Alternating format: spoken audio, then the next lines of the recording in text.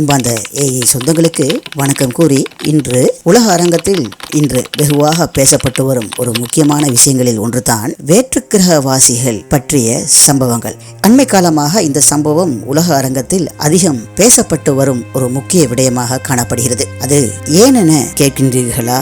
ஆம், அண்மையில் அமெரிக்காவுடைய முன்னாள் ஜனாதிபதி பராக் ஒபாமா மற்றும் தற்போதைய ஜனாதிபதி டொனால்ட் ட்ரம்பும் வேற்றுக்கிரகவாசிகள் பற்றி சில கருத்துக்களை ஒருவருக்கு ஒருவர் மாறி மாறி பேசிக்கொண்டது உலக மீடியாக்களில் பெரும் சந்தேகங்களையும் கேள்வியும் எழுப்பியுள்ளது. முன்னாள் ஜனாதிபதி பராக் ஒபாமா ஒரு தொலைக்காட்சி நிகழ்ச்சி ஒன்றுக்கு அமெரிக்காவில் ஏலியன்ஸ்கள் இருப்பதாக சிரித்தபடி ஒரு மங்கலான கருத்தொன்றை குறிப்பிட்ட போது அதற்கு பதிலளிக்கும் வகையில் தற்போதைய அமெரிக்காவுடைய ஜனாதிபதி டொனால்ட் ட்ரம்ப் மறைக்கப்பட வேண்டிய கருத்துக்களை இவர் வெளியிட்டுள்ளார். அதாவது பராக் ஒபாமா மறைக்கப்பட வேண்டிய இந்த ஏலியன்ஸ் கருத்துக்களை வெளியிட்டுள்ளார். நான் ஜனாதிபதியான போது என்னிடம் சத்தியம் வாங்கப்பட்டது, மேற்படி இது சம்பந்தப்பட்ட விடயங்களை வெளியிடக்கூடாது என்று. ஆகவே இதனை முன்கூட்டியே பராக் ஒபாமா வெளிப்படுத்திவிட்டார். ஆகவே UFO தொடர்பான, அதாவது வேற்றுக்கிரகவாசிகள் தொடர்பான ஆவணங்களை வெளியிடுவதற்கு நமது அரசு செயல்படும் என்று குறிப்பிட்டிருந்தார். இந்த செய்தி உலகத்திலேயே என்னடாப்பா இது ஒரு புது செய்தியா இருக்குது,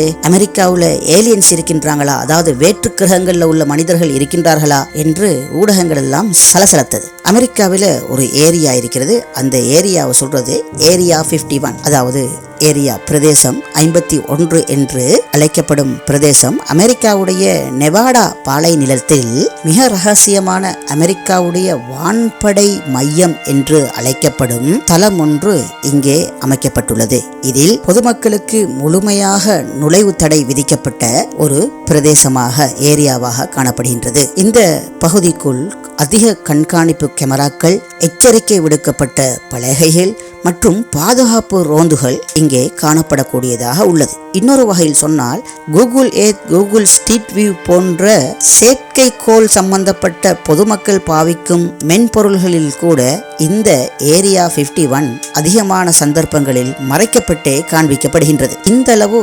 அமெரிக்காவினால் மிக ரகசியமாக பாதுகாக்கப்பட்டு வரும் இந்த ஏரியா 51 பொதுமக்கள் மத்தியிலும் உலக அரங்கிலும் அதிகம் பேசப்பட்ட ஒரு விடயமாக உள்ளது.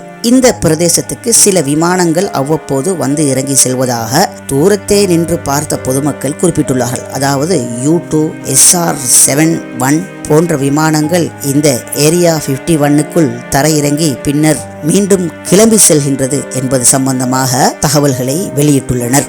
இவ்வாறு மறைக்கப்பட்ட பொருளுக்கே மதிப்பதிகம் என்போம். இந்த வகையில் இதற்குள் என்ன உள்ளது என்று அமெரிக்கர்களாலேயே அதிகம் பேசப்பட்டது. ஆங்காங்கே கசிந்த பல்வேறு தகவல் படி வேற்றுக்கிரகவாசிகளான ஏலியன்ஸ் தொடர்பான பல்வேறு பல சதி கோட்பாடுகள் இதை சுற்றி பரவி உள்ளது.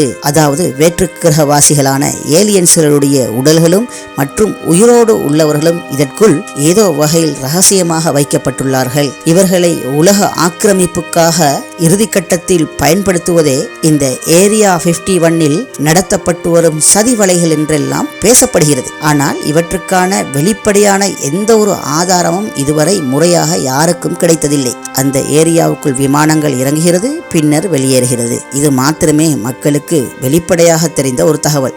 அமெரிக்காவில் 1950ஆம் ஆண்டு இந்த ஏரியா 51 என்ற பகுதி நெவாடா பாலைவனத்தில் உருவானது. ஆனால் அன்று தொடக்கம் இன்று வரையும் அமெரிக்காவுக்கு அதிகாரப்பூர்வமாக இருந்த எந்த ஒரு ஜனாதிபதியும் இந்த ஏரியா சம்பந்தமான அல்லது இது சம்பந்தமான கருத்துக்களை எவருமே பேசவில்லை, வெளியிடவில்லை என்பது குறிப்பிடத்தக்கது. அந்த அளவு ஜனாதிபதிகளுக்கு மத்தியிலும் பல்வேறு கட்சி கொள்கை முரண்பாடுகள் இருந்த போதும் இது சம்பந்தமான, அதாவது ஏரியா 51 சம்பந்தமான எந்த ஒரு தகவல்களும் இவர்கள் வெளியிட்டதே கிடையாது என்பது குறிப்பிடத்தக்கது. ஆனால் இவ்வளவு நாளும் மௌனம் காத்த இந்த ஏரியா 51 பற்றிய விடயம் தற்போது அவிழ்க்கப்படும் முடிச்சுகள் போல அமெரிக்கா அதிபர்களுக்கிடையே நடந்த இந்த முரண்பாடு உண்மையை வெளிக்கொண்டு வரக்கூடிய நிலைமைக்கு மாறுகிறது.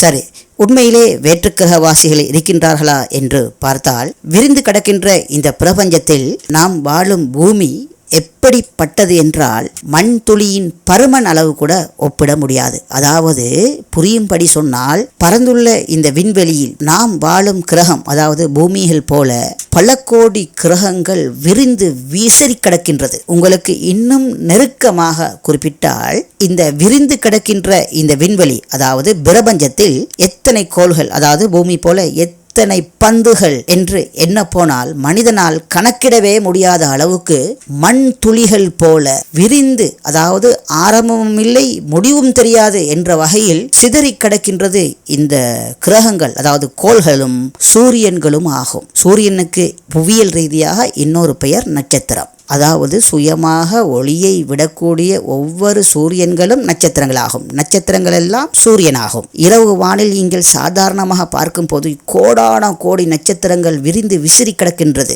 ஒவ்வொரு நட்சத்திரங்களும் ஒவ்வொரு சூரியனாகும். இதன் பருமன் அளவு எவ்வளவு என்றால், நமது சூரியன், நமக்கு காலையிலும் மாலையிலும் தென்படும் சூரியனுக்குள் நமது பூமியை கொண்டு அடுக்கினால் சுமார் 3 லட்சம் பூமிகளை உள்ளே அடுக்கலாம். அதுபோல பல்லாயிரம் கோடி சூரியன்களை ஒரு நட்சத்திரத்துக்குள் உள்ளடக்கலாம். ஏனென்றால் விஞ்ஞானிகள் குறிப்பிடுகின்றார்கள், மிக மிக தொலைவில் இருந்து கூட இரவு நேரத்தில் அந்த நட்சத்திரம் நமது கண்ணுக்கு தென்படுகின்றது என்றால், தென்படாத நட்சத்திரங்கள் எவ்வளவு இருக்கும், ஒவ்வொன்றின் விட்டமும் பருமனும் எண்ணிக்கையிலே குறிப்பிட முடியாது. அந்த அளவு இந்த விண்வெளி விரிந்து காணப்படுகிறது சகோதரர்களே. அதாவது ஆரம்பமும் தெரியாது முடிவும் தெரியாது என்ற வகையில் சிதறி கிடக்கின்றது இந்த நட்சத்திரங்களும் பூமி மாதிரி கோள்களும். இவ்வாறு விரிந்து கிடக்கின்ற எந்த ஒரு கோள்களிலும் நட்சத்திரங்களிலும் ஏதாவது உயிரினங்கள் இருக்கின்றதா என்று விண்வெளி தொடர்பான ஆய்வுகள் அன்று தொடக்கம் இன்று வரை விஞ்ஞானிகளால் தேடப்படுகிறது. ஒரு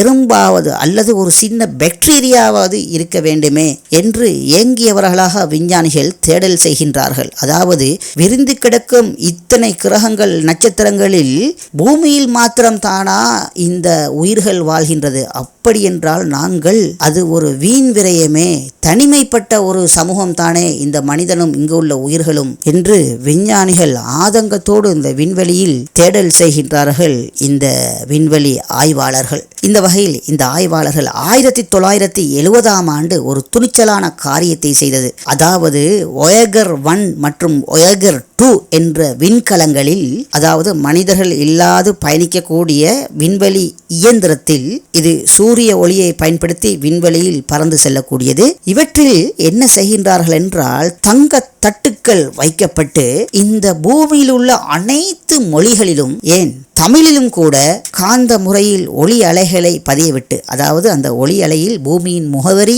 நீங்கள் இந்த பூமிக்கு எவ்வாறு வருகை தரலாம் மற்றும் பூமியில் உள்ள உயிரினங்கள் மற்றும் பூமிக்கு வருவதற்கான உங்களுக்கான அழைப்பிதழ் வாழ்த்துக்கள் போன்றவைகளெல்லாம் இந்த தங்க தட்டில் பதியப்பட்டு ஒளி அலைகளாக விண்வெளியில் பரவி செல்லும் வண்ணம் இந்த Voyager 1 Voyager 2 என்கிற விண்கலம் தயாரிக்கப்பட்டு விண்வெளிக்கு ஏவப்பட்டது. இது 1970ஆம் ஆண்டு ஏவப்பட்டது. தற்போது 2026.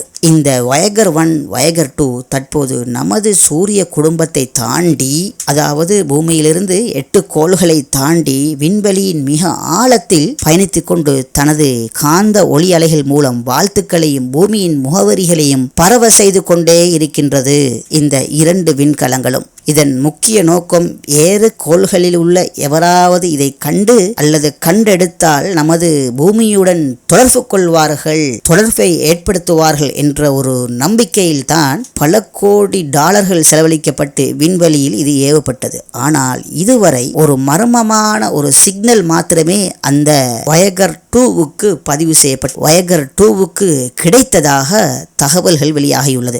அதுவும் 1977ஆம் ஆண்டு ஜெர்ரி எஹ்மன் இந்த Voyager 2வுக்கு வந்த ஒரு ரேடியோ சிக்னலை கவனித்தார். இந்த சிக்னலை கவனித்தவுடன் அவர் வாவ் என்று எழுதினார். இதனை வாவ் சிக்னல் என்று இன்று வரையும் அழைப்போம். இவ்வாறு வந்த அந்த சிக்னல் ஒளியலை சுமார் 72 வினாடிகள் நீடித்ததாக சர்வதேச நாசா விண்வெளி ஆய்வு நிலையம் குறிப்பிடுகிறது. இந்த வகையிலே தூரத்திலே இருந்து வந்த இந்த ஒளியலை சிக்னல் சத்தம் இன்று வரை எந்த ஒரு மறுபடி சிக்னலும், அதாவது ஒளி அலைகளும் அல்லது எந்த தொடர்புகளும் இந்த விண்வெளி ஆய்வாளர்களுக்கு கிடைக்கவில்லை. இது ஒரு மர்மமாகவே உள்ளது என்று விஞ்ஞானிகள் குறிப்பிடுகின்றார்கள்.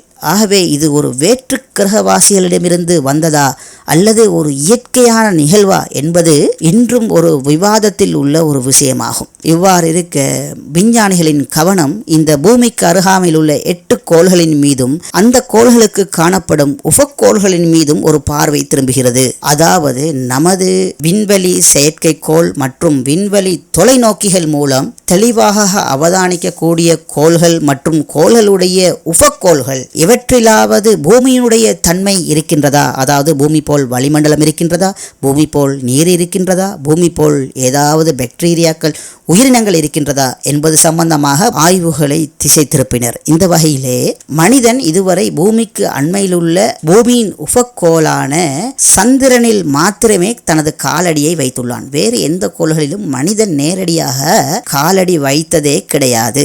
ஏனென்றால் இந்த சந்திரன் பூமியிலிருந்து 3,84,400 கிலோமீட்டர் தூரத்தில் தான் இந்த சந்திரன் உள்ளது. பூமியிலிருந்து சந்திரனுக்கு ஒருவர் பயணிக்கும் போது சுமார் ஓரிரு நாட்களில் சந்திரனில் போய் இறங்கக்கூடிய தொழில்நுட்பம் பூமியில் உள்ளது. ஆனால் பூமிக்கு அருகாமையில் உள்ள இன்னொரு பூமியைப் போல, கிட்டத்தட்ட பூமியின் அளவை போல பிரதான கோளான செவ்வாய் மாசுக்கு மனிதன் செல்வதென்றால் சுமார் 7 மாதங்கள் எடுக்குமாம். அதாவது பூமியிலிருந்து 225 மில்லியன் கிலோமீட்டர் தூரத்தில் இந்த செவ்வாய் கிரகம் உள்ளது. எனவே அங்கெல்லாம் மனிதர்கள் போய் 7 மாதம் பயணித்து அந்த கிரகத்தில் காலடி வைக்கக்கூடிய தன்மை மனிதனுக்கு இல்லை. 7 மாதம் ஒரு மனிதன் விண்கலத்துக்குள்ளே இருப்பானா? இருக்க முடியாது. அவனுக்கான சாப்பாடு, உணவு, பல பிரச்சனைகள் அங்கு உள்ளது. அதே போல் வேலையை முடித்துவிட்டு திரும்பி வரும் கால அளவு இன்னும் ஒரு 7 மாதம் 8 மாதம் சென்றால் அதுவரை மனிதனது அன்றாட தேவைகளை பூர்த்தி செய்யக்கூடிய வகையில் மனித உடம்பு அதற்கேற்றபடி உருவாக்கப்படவில்லை. அவ்வாறு இந்த அருகாமையில் இருக்கின்ற செவ்வாய்க்கு நாம் பயணிக்க வேண்டுமென்றால் சந்திரனுக்கு நாம் 2 நாட்களில் பயணிப்பது போல அதைவிட வேகமான ஒரு ராக்கெட் விண்கலத்தை தயாரித்து நாம் செவ்வாய்க்கு பயணிக்க வேண்டும். அதாவது அதிவேகமான ராக்கெட் தயாரிக்கப்பட வேண்டும்.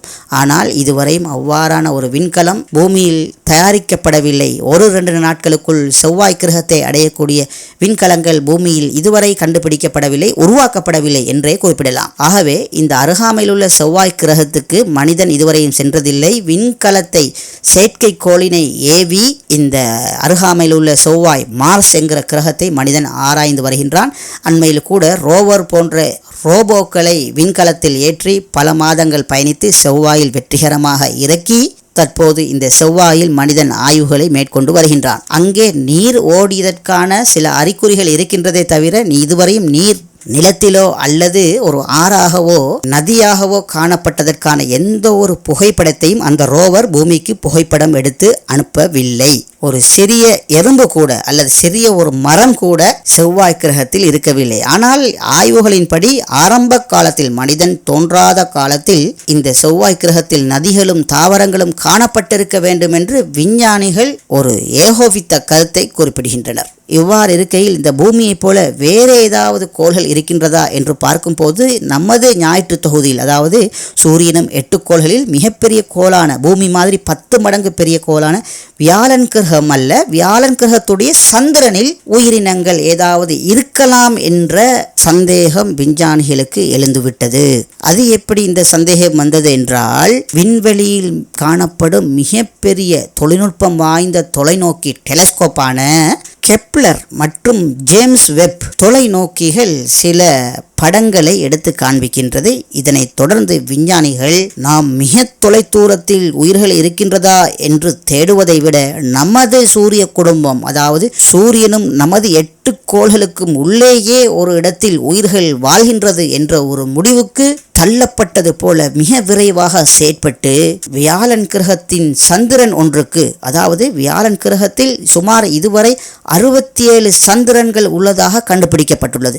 அந்த வகையில் வியாழன் கிரகத்தில் காணப்படும் ஒரு சந்திரனான யுரேப்பா என்கிற ஒரு நிலவுக்கு விண்கலத்தை ஏவுவதற்கான முழு வேலைகளையும் விஞ்ஞானிகள் குறிப்பாக நாசா செய்து வருகிறது. நாசா என்பது விண்வெளி ஆராய்ச்சி தொடர்பான மிகப்பெரிய உலகில் உள்ள நிறுவனம், அமெரிக்காவில் உள்ளது. இது தற்போது யுரேப்பா என்கிற ஒரு விண்கலம் ஒன்றை தயாரிக்கின்றார்கள். இந்த விண்கலம் என்ன செய்யும் என்று சொன்னால், இந்த வியாழன் கிரகத்தில் காணப்படும் யுரேப்பா என்கிற உபக்கிரகம் உள்ளதே, அந்த உபக்கிரகத்தில் பனிப்பிரதேசங்கள் காணப்படுவது அவதானிக்கப்பட்டது. எனவே அந்த பனிப்பிரதேசத்தில் கொண்டு போய் இறக்கினால் அந்த யுரேப்பா விண்கலத்துக்கிலிருந்து மிக சிறிய ரோபோக்களை இறக்கி அந்த பனிப்பிரதேசத்தை துளைவிட்டு பனிப்படலத்துக்கு கீழால் சென்று அந்த பனிப்படலத்துக்கு கீழே மிக பெரும் கடல்கள் பூமியில் போல காணப்பட வேண்டும் என்று விஞ்ஞானிகள் கருதுவதால் அந்த ரோபோக்களை பனிப்படலங்களில் இறக்கி அந்த பனிப்படலங்களை துளைவிட்டு அந்த பனிப்படலங்களுக்கு கீழே உள்ள கடல்களுக்குள் அந்த ரோபோக்களை இறக்கி அந்த கடல்களுக்குள் ஒரு சின்ன நுண்ணுயிர்களாவது இருக்கின்றதா என்ற ஒரு ஆய்வுக்கு விஞ்ஞானிகள் தயாராகி வரும் செய்திகள், தகவல்கள் தற்போது வெளிவந்துள்ளது. அதே போல இந்த விண்வெளியில் விஞ்ஞானிகளிடம் காணப்படும் மிக தூர இடங்களை பார்க்கக்கூடிய தொலைநோக்கிகள் மூலம் இன்னொரு உபக்கிரகத்தை அவதானிக்கின்றார்கள். அதாவது எமது அண்டைய கோள்களான, அதாவது ஞாயிற்று தொகுதியில் அழகான கோளான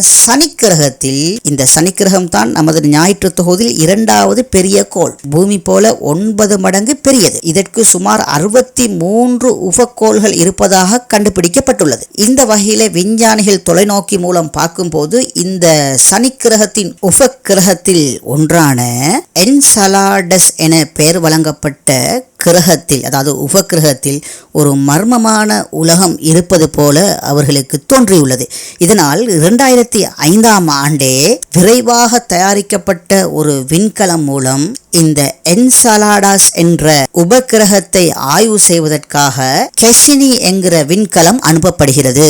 இது ஏன் அக்காலத்தில் இவ்வளவு அவசரமாக செய்யப்பட்டு விண்வெளியில் ஏவப்பட்டதென்றால், இந்த என்சலாடஸ் என்கிற சனிக்கிரகத்தின் நிலவில், அதுவும் அந்த நிலவின் தென்பகுதியில் ராட்சத நீரூற்றுக்கள் பீச்சி அடித்த படத்தை விண்வெளியில் உள்ள இந்த விஞ்ஞான செய்மதி தொலைநோக்கிகள் படமெடுத்து விஞ்ஞானிகளுக்கு அனுப்பியது. உடனே தான் இவர்கள் உசார் பெற்று இந்த என்சலாடஸ் என்கிற உபக்கிரகத்துக்கு விண்கலத்தை ஏவி இருக்கின்றார்கள். அந்த விண்கலம் சென்று கொண்டிருக்கின்றது. விஞ்ஞானிகளுடைய கருத்து என்னென்று சொன்னால், கிடைக்கப்பெற்ற படத்தை கொண்டே நாங்கள் ஒரு முடிவெடுத்து இந்த என்சலாடஸ் என்கிற உபக்கோளுக்கு கெசினி என்கிற விண்கலத்தை அனுப்பியுள்ளோம். ஆகவே அங்கே நீரூற்றுக்கள் இருப்பது நமக்கு தெரிந்துள்ளது.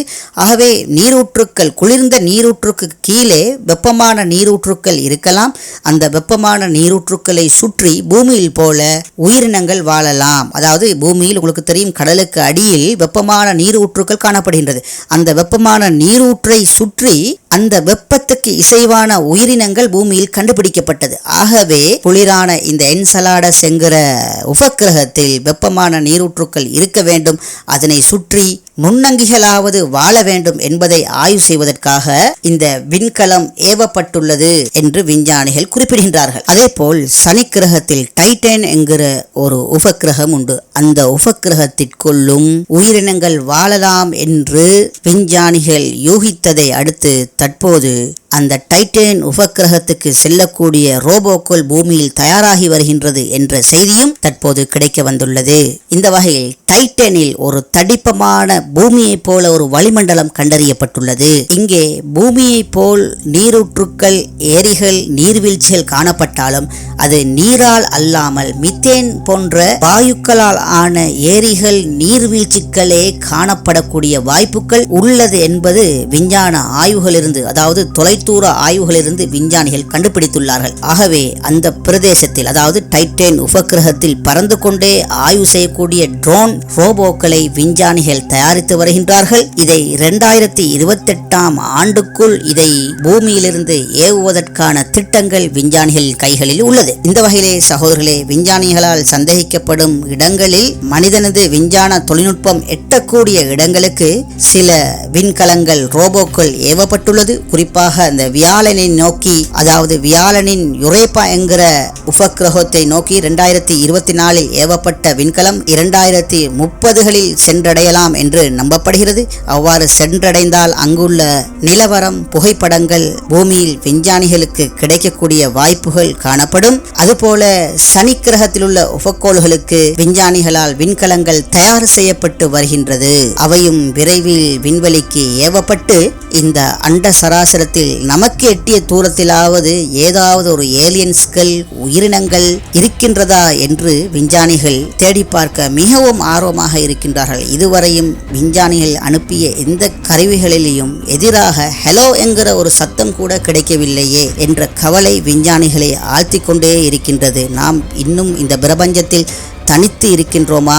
ஏன் தனித்து இருக்கின்றோம்? அப்படியாயிருந்தால் ஏன் வேறு ஒரு கிரகத்திலாவது ஒரு சின்ன நுண்ணங்கியாவது பார்க்க கிடைக்கவில்லை என்றெல்லாம் இந்த விஞ்ஞான சமூகம் மிகவும் ஒரு கவலையில் இருந்து கொண்டு அந்த கவலைக்கு விடை தேடவே இந்த தங்களால் முடிந்த கிரகங்களில் பல கோடி செலவழித்து ஆய்வுகளை மேற்கொண்டு வருகின்றார்கள்.